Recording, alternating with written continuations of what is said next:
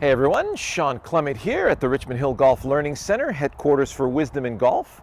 And we finally have a little bit of sun. It's a little chilly, but we'll take it. And we're here today to give you the psychology behind you not being able to hit a draw. And after this particular segment, we'll be done with it and you'll be on your way with a new chapter in your book of golf. And you'll know exactly how to draw the ball after this once and for all, okay? So it all starts out with your grip and club face relationship. Most of you think that this square club face with this neutral grip is going to allow you to draw the ball or even hit the ball straight. Couldn't be farther from the truth. Because every instrument known to humanity is designed handle first in mind.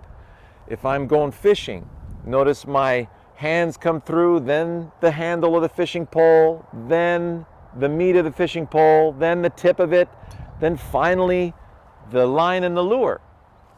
If I have a sword, the blade, the tip of the blade. See that? Handle, blade, tip of blade. So everything is releasing through, and everything except for a push broom, of course, right? So if my hands go forward now through the shot, well, then my club face is going to be mighty open. So I'm going to close it. Right out of the gate, many of you say, that's crazy, that's way too closed. Well, have you seen your ball hook or draw yet? So this is the same as this. Whether you have a closed face with a neutral grip or a square face with a strong grip, they're both one of the same. So it just means that your grip club relationship needs to be more closed.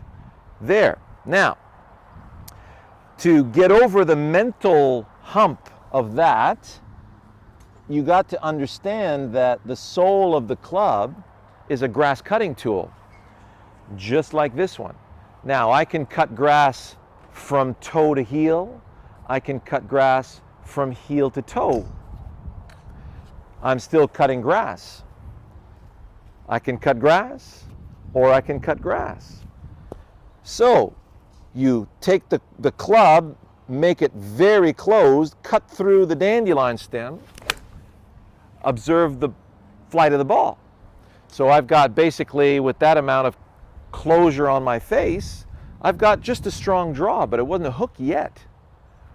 So once you start to see the ball curving to the left, then the brain goes, hey, you know what? Now that the ball's curving left, I can finally start the ball more out to the right, and I have no worries about that because I know it's going to come back. So notice how that ball started out to the right, drew all the way back toward that white flag. Now, if you're standing over the shot and you're trying to hit a draw starting at a little right of the target and drawing it back to the target, and your brain has never seen a ball curve to the left yet, it's just not going to happen because you don't have it in the system yet. So you need to understand first and foremost how to make the ball curve to the left. So start out with a really closed face.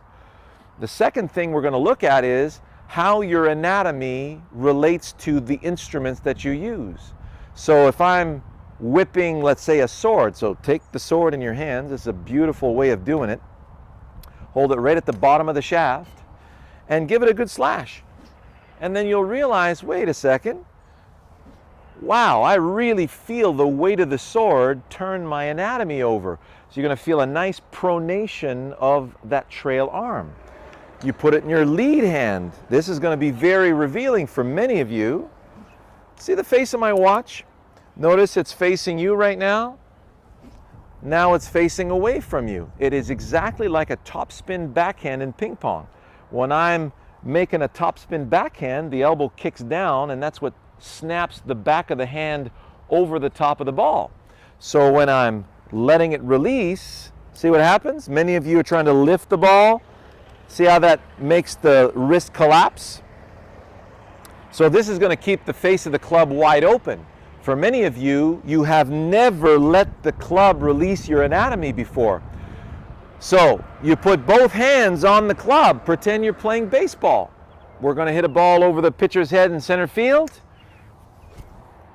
you will feel how the weight of the bat snaps your trail hand over your lead hand. So feel that nice release and do not let go of that club. You don't want to do it baseball style this way. You want to do it baseball style this way. You'll notice that some let go and some don't. You want to be one that doesn't. So let it release you, close the face, and give it a nice full release. So if I close the face significantly and let the weight of the club release me, I'm going to get a beautiful prominent draw. Now the release itself is through the ball toward the target. So I want to feel like my release is going out there. I'm taking the ball from here and sending it out there. If you release too soon at the ball, then that sucker's really going to rip. Wow, that hit the fence over there on the other side. So we're looking at 7-iron with about a 80-yard hook on that one right there. Notice my divot is going straight down the middle over here. Now, once you feel the release through the cut, now you can say, okay, I'm going to release one right there to the right of that 150-yard marker. Feel the weight of the sword. Let the weight of the sword release me in that direction. And there it is. Started just to the right of the 150, drew right back to the left side of the 150, and extremely solid strike. So now you'll get to a point where you can actually draw the ball beautifully. So it starts off with a closed face, and it continues with a proper release. So have a look at my video entitled How Arms and Club Release. Have a look at my video entitled Fencing Sword for Power. You'll see another one that's called Hammer Through. So whatever instrument you have in your hands, the weight of that instrument is going to tend to exert itself onto your anatomy, and you're either fighting it or you're allowing it to release you. You want to be in that second camp. So once you feel that, you see that closed face, and you get over the mental hurdle, because if you look at a tennis player, hey, how many grips do they have? 5, 6 different grips. You got a topspin forehand grip that's going to make the ball curve severely. You got that cut spin backhand grip. You got a cut spin forehand grip, a little volley grip. So don't be afraid of moving this club in your hands. It's a round grip for a reason. So close the face significantly and go to the other side of that pendulum just to give your brain that reference.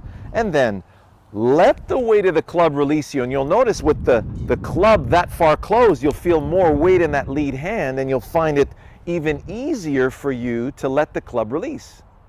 All right? Enjoy that. Happy hooking. We'll see you soon.